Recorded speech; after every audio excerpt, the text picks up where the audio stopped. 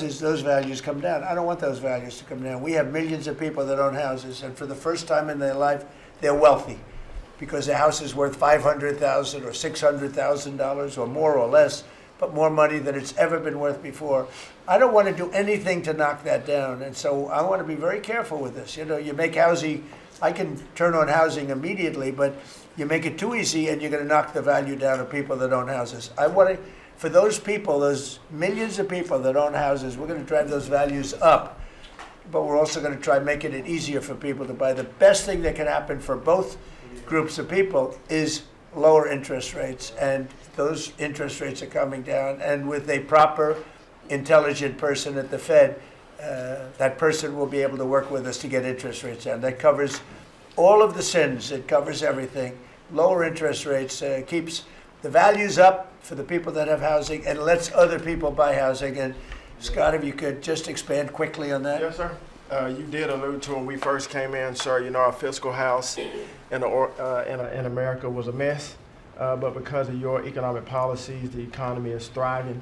And I do have some good news to share. As you said, you know, good news. I hope this will make the interest rates continue to go down. But because of your policies, sir, home sales in December, they rose sharply to their strongest pace in 3 years. A lot of people, when we first came in particular young people, were concerned and asking the question whether they would ever be able to afford to buy a house in America, which is the American dream. The 30-year fixed mortgage rate dipped to a multi-year lows, driving monthly payments down for the 2 years at the lowest levels.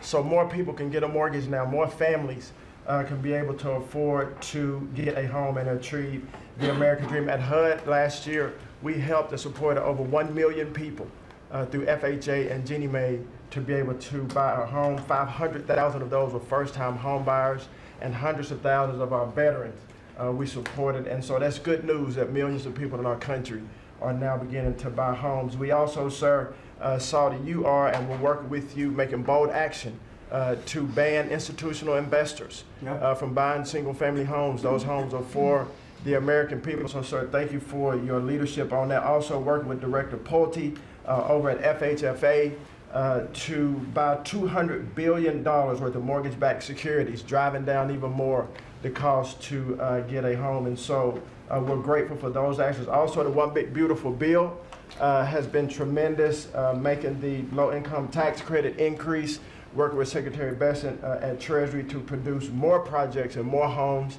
in America. And the One Big Beautiful Bill also made our beloved opportunity zones permanent. And the media doesn't talk about opportunity zones very much, but I'll do it today because I know that they have been transformative in our country.